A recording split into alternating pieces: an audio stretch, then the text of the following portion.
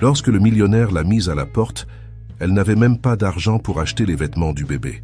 Dans un orphelinat situé à la périphérie de la ville, deux jeunes femmes se regardent d'un air entendu en balayant les couloirs. Sofia, 18 ans, les cheveux bruns attachés en queue de cheval et les yeux verts pleins de détermination, sourit timidement à Alfred, un grand jeune homme de 20 ans à la carrure athlétique. « Tu as pensé à ce que nous ferons quand nous sortirons d'ici ?» demande Sofia à voix basse, en s'assurant qu'aucune des religieuses qui dirigent l'orphelinat ne l'entende. Alfred s'approcha d'elle, faisant mine de ramasser quelque chose par terre. « Nous nous marierons, » murmura-t-il avec un sourire malicieux. « Nous aurons notre propre famille, et nous ne serons plus jamais seuls. » Le cœur de Sofia bat la chamade. Bien qu'ils aient grandi ensemble à l'orphelinat, ses sentiments pour Alfred s'étaient épanouis ces dernières années. L'idée d'un avenir ensemble, loin des murs gris et des routines strictes, semblait être un rêve devenu réalité. 2 mois plus tard, lors d'une petite cérémonie civile, Sofia et Alfred sont devenus mari et femme. Avec le peu d'économies dont ils disposaient, ils ont loué un modeste appartement dans un quartier populaire de la ville. Sofia a trouvé un emploi de serveuse dans un café voisin, tandis qu'Alfred a fait des petits boulots dans le bâtiment. Les premiers mois ont été difficiles, mais heureux. Chaque soir, lorsque Sofia rentrait épuisée de son service, elle trouvait Alfred qui l'attendait avec un dîner simple et un sourire chaleureux. Ensemble, ils rêvent d'un avenir meilleur, d'une maison à eux et peut-être, un jour, d'enfants. Un matin de printemps, Sofia se réveille avec des nausées. Elle l'attribue d'abord à la fatigue accumulée, mais devant la persistance des symptômes, un soupçon s'installe dans son esprit.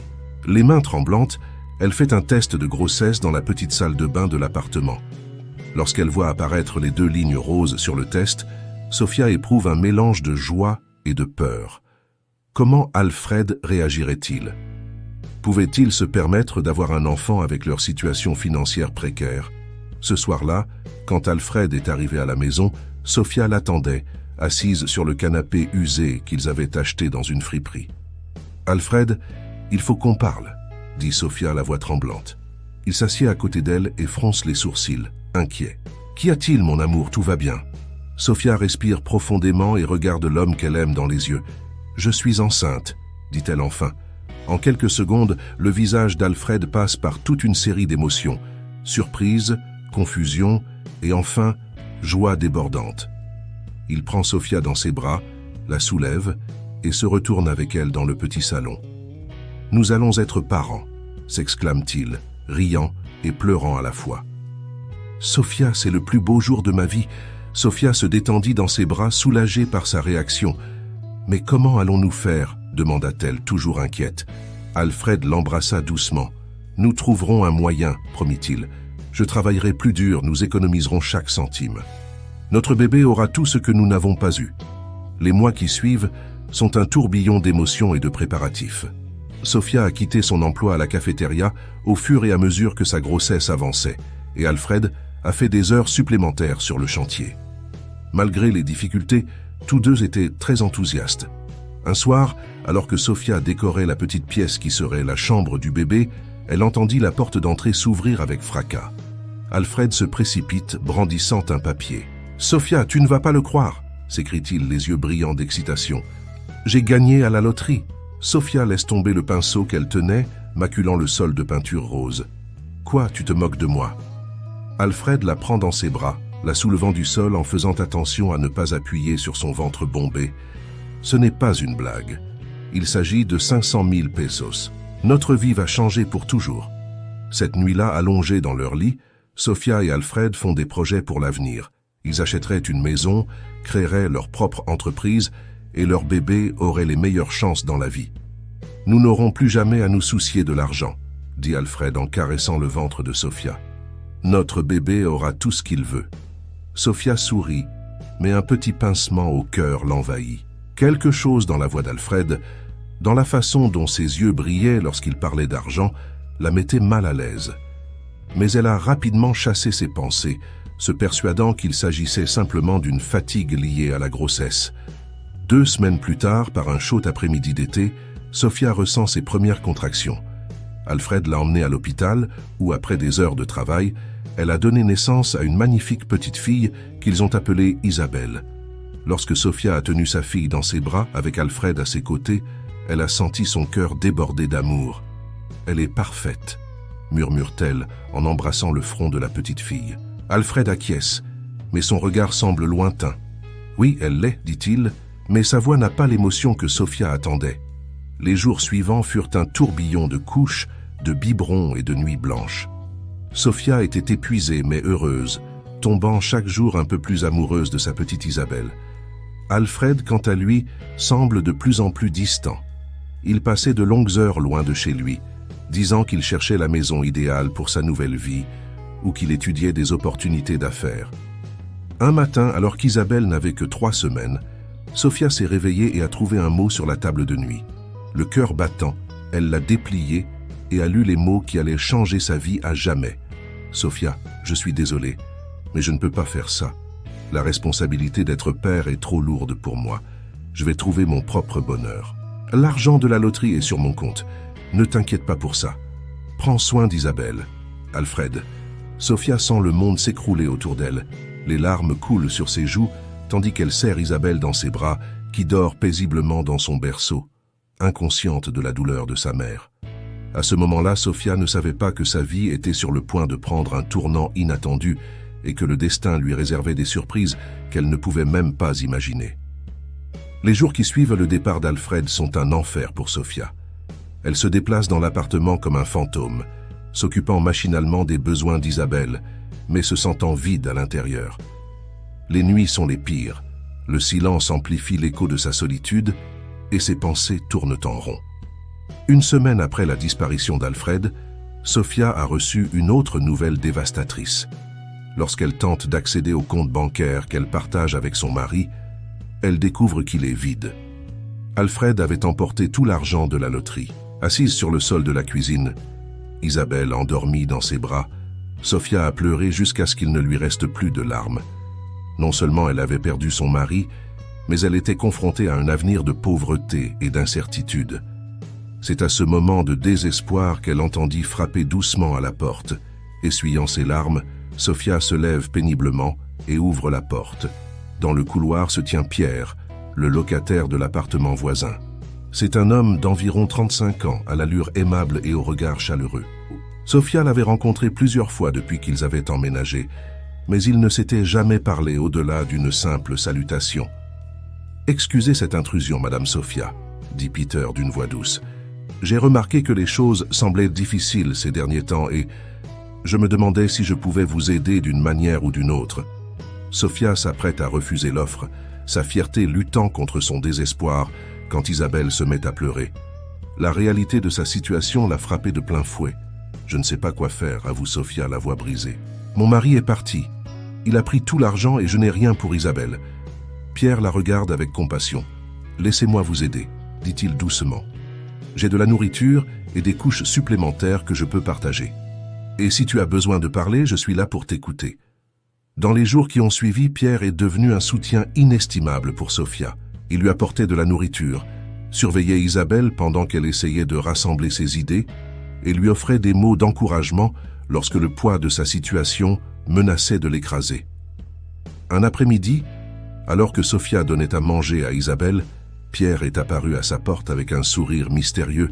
« J'ai une surprise pour toi », lui dit-il en la conduisant à la porte de son propre appartement. Là, dans le couloir, se trouvait un landau usagé mais bien entretenu. « Je l'ai vu dans un vide-grenier », explique Pierre. « J'ai pensé qu'il pourrait être utile à Isabelle. » Sofia sent de nouveau les larmes lui monter aux yeux, mais cette fois-ci de gratitude. « Je ne sais pas comment vous remercier, » dit-elle en caressant le landau. « Ce n'est pas nécessaire, » répond Peter avec un doux sourire. « Nous avons tous besoin d'aide parfois. » Ce soir-là, après avoir mis Isabelle au lit, Sofia examine le landau de plus près. Elle remarque alors quelque chose d'étrange sur le revêtement du siège. Il y avait un renflement qui n'avait rien de naturel. Curieuse, elle déboutonne la doublure et passe la main dans le rembourrage. Ses doigts ont touché quelque chose qui a bruissé. Le cœur battant, Sofia a sorti une enveloppe épaisse. Lorsqu'elle l'ouvrit, elle faillit s'évanouir de stupeur. L'enveloppe était remplie de billets, un montant qu'elle calcula rapidement à plus de 100 000 pesos. Sofia se figea, regardant l'argent avec un mélange de stupeur et de confusion. D'où venait cet argent? Pierre avait-il... Non, c'était impossible. Il ne pouvait pas se permettre de donner autant d'argent. Mais alors, qui le pourrait? Les mains tremblantes, Sophia remit l'argent dans l'enveloppe et la cacha dans un tiroir. Elle ne sait plus où donner de la tête, essayant de comprendre ce qui vient de se passer. D'un côté, l'argent pouvait résoudre bon nombre de ses problèmes immédiats. D'un autre côté, il ne pouvait s'empêcher de penser que l'accepter serait une erreur. Il est resté éveillé toute la nuit, déchiré entre la nécessité et l'éthique. Alors que le soleil commençait à poindre à travers la fenêtre, Sophia avait pris une décision. Elle utiliserait une petite partie de l'argent pour couvrir ses besoins les plus urgents et ceux d'Isabelle, mais elle garderait le reste. Avec un peu de chance, elle découvrirait un jour d'où il venait et pourrait le rendre. Avec cette résolution, Sophia sentit un poids s'envoler de ses épaules. Pour la première fois depuis le départ d'Alfred, elle entrevit une lueur d'espoir pour son avenir. Les jours suivants sont un tourbillon d'activités. Sophia paie l'arriéré de loyer, achète des fournitures pour Isabelle et fait même quelques courses. Chaque fois qu'elle utilise une partie de l'argent mystère, elle ressent un sentiment de culpabilité, mais elle se rappelle que c'est pour le bien de sa fille. Peter continue d'être une présence constante et réconfortante dans sa vie. Sophia brûle d'envie de lui poser des questions sur l'argent, mais quelque chose la retient. Elle craignait que si elle mentionnait la découverte, cela briserait le charme de la bonne fortune qui semblait s'être installée sur elle. Un après-midi, alors qu'elle promenait Isabelle dans le landau dans le parc voisin, Sophia a croisé une ancienne camarade de classe de l'orphelinat, Maria. « Sophia, quelle surprise de te voir !» s'exclame Maria en la serrant dans ses bras. « Et qui est cette mignonne ?» Sophia présente fièrement Isabelle, mais lorsque Maria lui parle d'Alfred, elle sent la douleur revenir dans son cœur. « Alfred, il nous a quittés », dit Sophia en s'efforçant de garder son calme. « Il est parti il y a quelques semaines. » Maria la regarde avec sympathie. « Sophia, je suis vraiment désolé. Mais regarde-toi, tu t'en sors. Tu as toujours été la plus forte de nous toutes à l'orphelinat. » Ces mots ont éveillé quelque chose en Sophia. Oui, elle avait été forte à l'époque et elle pouvait l'être encore aujourd'hui.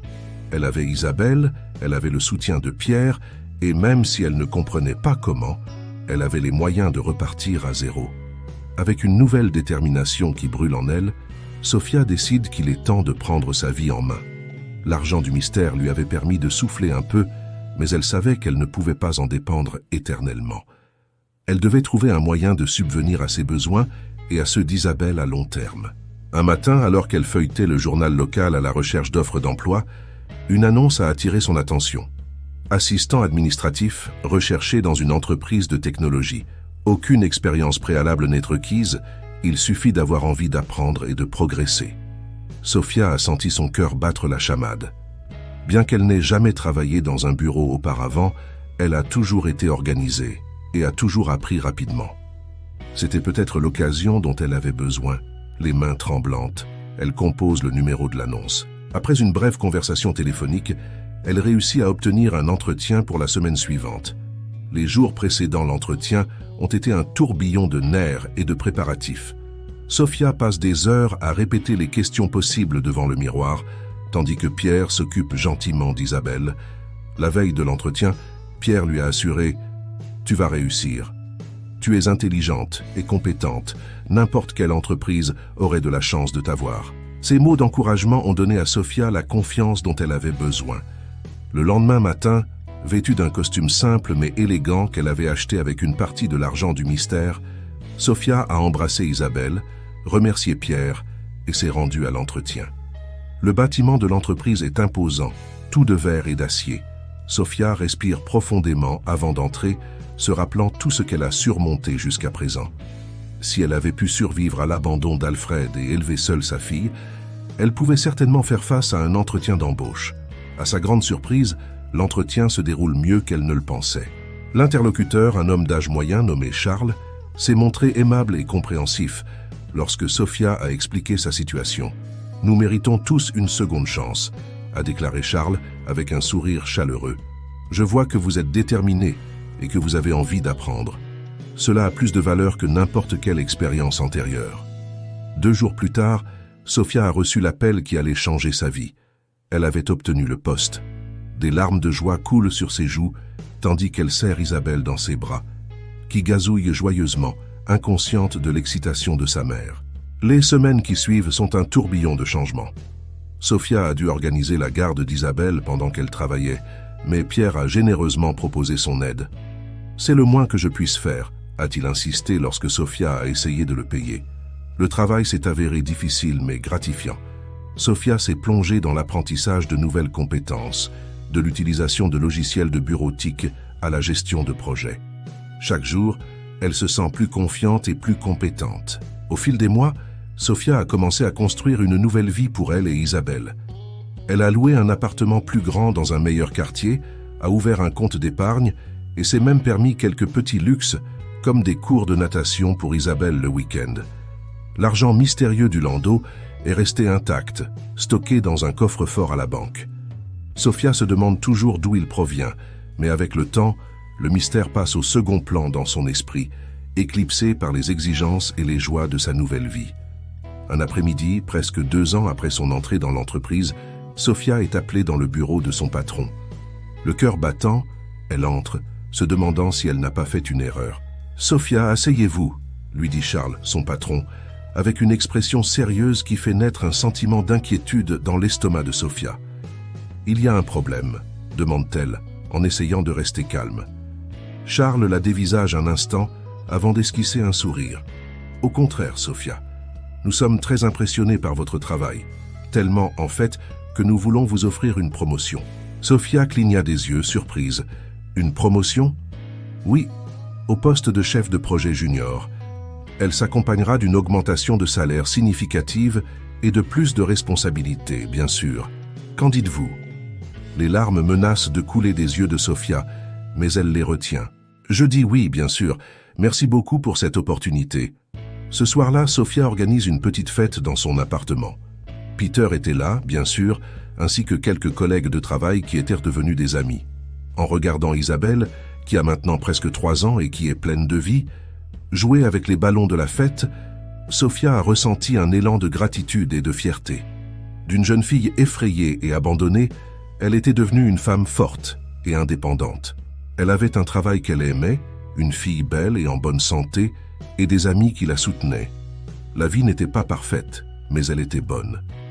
Pourtant, en regardant Pierre jouer avec Isabelle, elle a ressenti quelque chose qu'elle n'arrivait pas à identifier. De la nostalgie ? De la nostalgie ? Il secoua la tête, écartant ce sentiment. Ce n'était pas le moment de compliquer les choses. Elle devait se concentrer sur son nouveau poste et sur l'éducation d'Isabelle. Ce que Sofia ne savait pas, c'est que le destin avait d'autres projets, des plans qui impliqueraient Pierre d'une manière qu'elle n'aurait jamais pu imaginer et qui déterreraient des secrets du passé qui changeraient sa vie à jamais. Les années passent vite pour Sofia. Isabelle est devenue une enfant intelligente et curieuse, la fierté et la joie de sa mère. Au travail, Sofia a continué à gravir les échelons, gagnant le respect de ses collègues et de ses supérieurs. Pierre est resté présent dans leur vie, toujours prêt à aider Isabelle ou à encourager Sofia. Au fil du temps, il était devenu une figure paternelle pour Isabelle, ce qui remplissait Sofia de gratitude, mais aussi d'une étrange mélancolie qu'elle ne pouvait expliquer. Un après-midi d'été, alors qu'Isabelle avait déjà 7 ans, Sofia reçut un appel qui la glaça jusqu'à l'os. Il provenait de la banque et l'informait que quelqu'un avait tenté d'accéder à son coffre-fort, où se trouvait l'argent mystérieux du landau. Le cœur battant, Sofia se précipite à la banque. Après avoir vérifié que le contenu du coffre était intact, le directeur lui a montré les images de sécurité de la tentative d'effraction. Sofia a eu l'impression que le monde s'arrêtait lorsqu'elle a vu le visage sur l'écran. Il s'agit d'Alfred. « Connaissez-vous cet homme ?» demanda le gérant. Sofia acquiesce, incapable de parler. Qu'est-ce qu'Alfred faisait là? Comment savait-il pour l'argent? Les questions se bousculent dans son esprit, mêlées à une colère qu'elle pensait avoir surmontée depuis longtemps. Ce soir-là, après avoir couché Isabelle, Sofia s'assit dans la cuisine, essayant de mettre de l'ordre dans ses pensées. Un léger coup frappé à la porte la fit sursauter. C'était Peter, l'air inquiet. « Je t'ai vu arriver bouleversé cet après-midi, dit-il. Tout va bien ?» Avant même de s'en rendre compte, Sofia se retrouve à tout lui raconter. L'abandon d'Alfred, l'argent mystérieux. Et maintenant, sa tentative de vol. Pierre l'écoute en silence. Son visage est un masque d'émotion refoulée. Lorsque Sophia eut terminé, il prit une grande inspiration. « Sophia, dit-il d'une voix tremblante, je dois t'avouer quelque chose. » Le cœur de Sophia s'emballe. Quelle autre surprise cette journée lui réserve-t-elle? L'argent dans le landau, c'est moi qui l'ai mis là, dit Pierre. Sophia le regarde fixement, incapable d'assimiler ce qu'elle vient d'entendre. C'est moi qui l'ai mis dans le landau? Mais comment? Pourquoi? Pierre se passa une main dans les cheveux, visiblement nerveux. Quand je t'ai vu si désespéré après qu'Alfred t'ait quitté, je n'ai pas pu le supporter. J'avais quelques économies et j'ai décidé de t'aider de la seule façon qui me venait à l'esprit. « Mais pourquoi ne me l'as-tu pas dit ?» demanda Sophia, sa voix étant à peine un murmure. « J'avais peur, avoue Pierre. Peur que tu penses que j'ai d'autres intentions, que tu refuses mon aide. Et puis, avec le temps, c'est devenu de plus en plus difficile de dire la vérité. » Sophia reste silencieuse, essayant d'accepter cette révélation. D'un côté, elle se sent trahie par la tromperie. D'autre part, une vague de gratitude l'envahit en pensant à tout ce que Pierre a fait pour elle et Isabelle au fil des ans. « Il y a autre chose, » poursuit Peter, dont la voix est à présent à peine audible. « La raison pour laquelle je voulais t'aider. Sophia, je suis tombé amoureux de toi dès que je t'ai vue. » Cet aveu frappe Sophia comme un éclair. Soudain, tous les petits gestes, les regards, les moments partagés depuis des années prennent une nouvelle signification. « Peter, je... » commence Sophia, mais il l'interrompt doucement. « Tu n'as pas besoin de dire quoi que ce soit maintenant, dit-il. Je sais que c'est beaucoup à digérer. Je voulais juste que tu saches la vérité, surtout maintenant qu'Alfred est réapparu. » Sophia acquiesce, reconnaissante de l'espace que Peter lui laisse. « Merci de me l'avoir dit, » réussit-elle à dire. Après le départ de Pierre, Sophia passa la nuit éveillée, l'esprit en proie à un tourbillon d'émotions et de pensées contradictoires. La réapparition d'Alfred, la révélation de Pierre, ses propres sentiments confus. Tout se mêle dans un chaos qui menace de la submerger.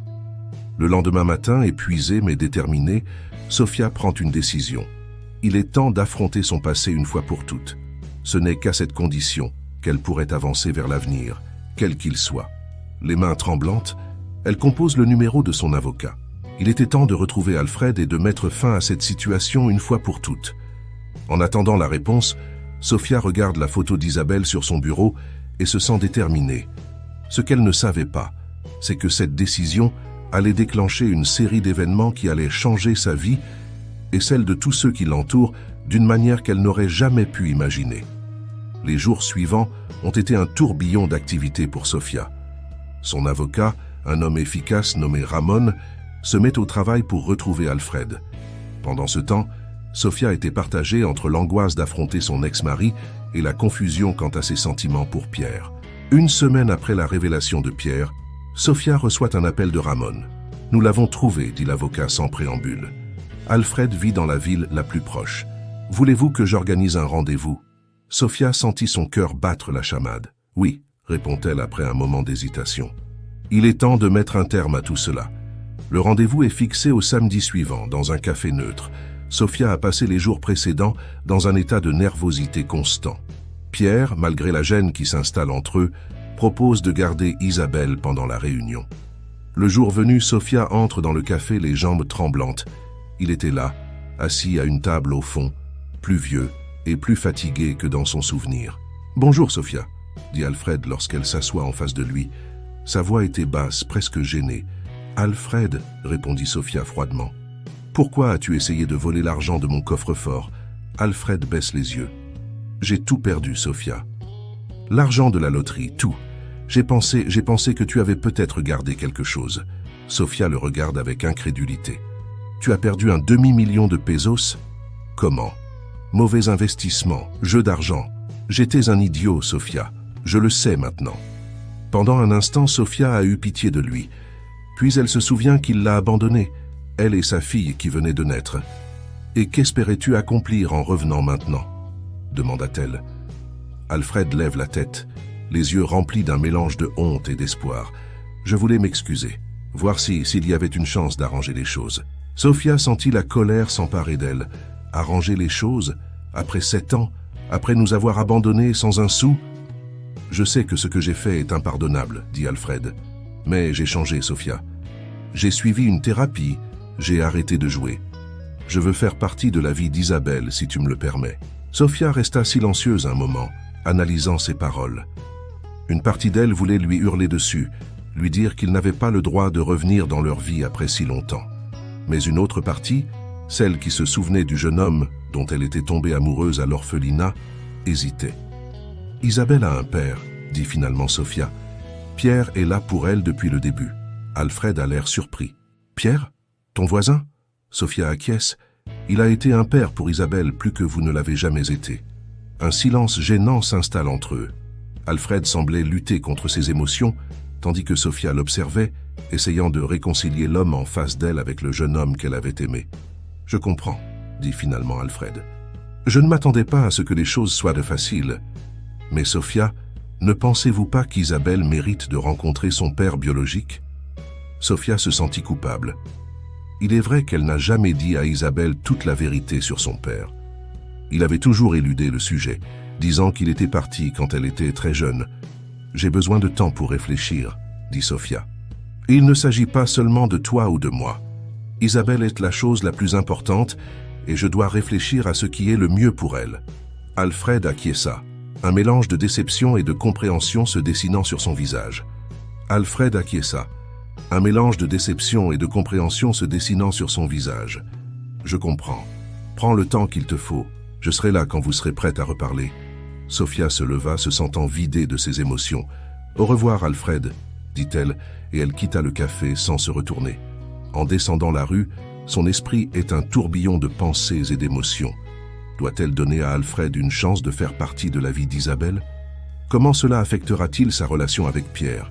Et que dire de ses propres sentiments confus pour les deux hommes lorsqu'elle arrive chez elle, elle trouve Pierre et Isabelle en train de jouer joyeusement dans le salon. La scène de ménage l'a frappée de plein fouet, lui rappelant tout ce que Pierre avait fait pour eux au fil des ans. « Maman !» s'écrie Isabelle en courant pour la serrer dans ses bras. « On peut aller au parc avec Pierre demain ?» Sophia regarda Pierre, qui lui rendit son regard avec un mélange d'inquiétude et d'affection.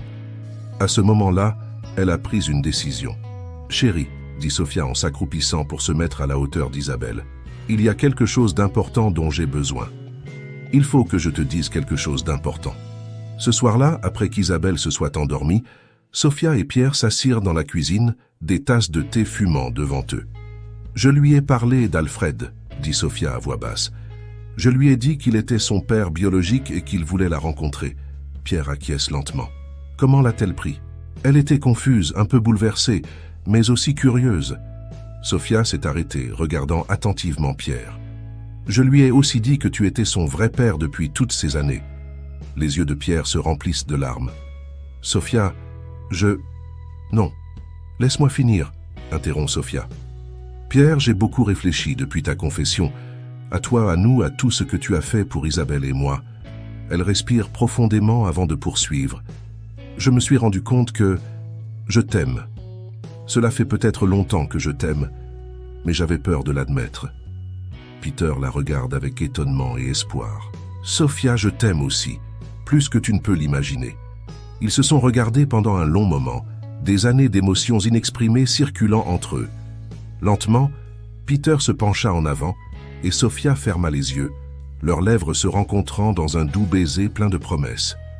Lorsqu'ils se séparent, Sophia a l'impression qu'un poids a été enlevé de ses épaules. Pour la première fois depuis longtemps, elle voyait un avenir clair et lumineux devant elle. « Et Alfred ?» demanda Pierre au bout d'un moment. Sophia soupira. « Je l'autoriserai à faire partie de la vie d'Isabelle, si elle le souhaite. Mais tu es son père dans tous les domaines, Pierre. Cela ne changera pas. » Pierre sourit, serrant la main de Sophia. « Nous ferons face ensemble à tout ce qui se présentera, dit-il. » Assise là, main dans la main, Sophia a ressenti un sentiment de paix qu'elle n'avait pas connu depuis des années. Elle savait que le chemin à parcourir ne serait pas facile. Mais avec Peter et Isabelle à ses côtés, elle était prête à relever tous les défis. Ce qu'elle ne savait pas, c'est que le destin lui réservait une dernière surprise, une révélation qui mettrait à l'épreuve tout ce qu'elle pensait savoir sur son passé et son avenir. Les mois suivants ont été une période d'adaptation pour tout le monde. Isabelle a commencé à avoir des visites supervisées avec Alfred, toujours en présence de Sophia ou de Pierre. Au début, les choses étaient gênantes et tendues, mais petit à petit, le père et la fille ont commencé à tisser des liens prudents. Pendant ce temps, la relation entre Sophia et Pierre s'épanouit. Ils ont décidé d'y aller doucement, conscients que tout changement dans leur dynamique affecterait également Isabelle. Mais il était clair pour tout le monde autour d'eux qu'il y avait un amour profond et durable entre eux. Un après-midi d'automne, alors que les feuilles des arbres commençaient à virer au rouge et à l'or, Sophia reçut un appel inattendu de son ancien orphelinat. « Madame Sophia », dit la voix à l'autre bout du fil, « c'est Sœur Maria. Je ne sais pas si vous vous souvenez de moi. Nous avons des informations importantes sur vos parents biologiques. » Sophia a senti le monde s'arrêter un instant. Après tant d'années, elle avait cessé d'attendre ce genre de nouvelles. « Mes parents ?» réussit-elle à dire. « Quelle information ?»« Nous préférons en parler de vive voix, » a répondu Sœur Maria. « Pourriez-vous venir à l'orphelinat demain ?» Cette nuit-là, Sophia n'arrive pas à dormir. Peter la prend dans ses bras, lui offrant un réconfort silencieux, alors qu'elle se demande quelles révélations l'attendent. Le lendemain matin, Sophia et Pierre laissèrent Isabelle à Alfred, signe de la confiance qui commençait à naître entre eux, et se rendirent à l'orphelinat. Le bâtiment gris et austère n'avait pas beaucoup changé depuis le départ de Sophia. Sœur Maria les reçut dans son bureau, une petite pièce austère avec un crucifix au mur. « Sophia, dit la religieuse avec un doux sourire, tu es devenue une belle femme. » Sophia acquiesce, trop nerveuse pour parler. Peter lui serre la main en signe de soutien. Sœur Maria sort un dossier jauni de son bureau. « Il y a quelques semaines, nous avons reçu une lettre, commence-t-elle. Elle provenait d'un homme nommé Robert Guzman. Il prétendait être votre père biologique. Sophia est à bout de souffle. Mon père? Mais comment? Pourquoi maintenant? La religieuse ouvre le dossier et en sort une lettre. Robert a expliqué que lui et ta mère, Hélène, étaient très jeunes quand ils t'ont tué. Ils étaient effrayés et sans ressources. Ils ont donc pris la décision difficile de te laisser ici. Elle marque une pause, les yeux pleins de compassion. Il dit qu'il a passé les 30 dernières années à regretter cette décision et à te chercher.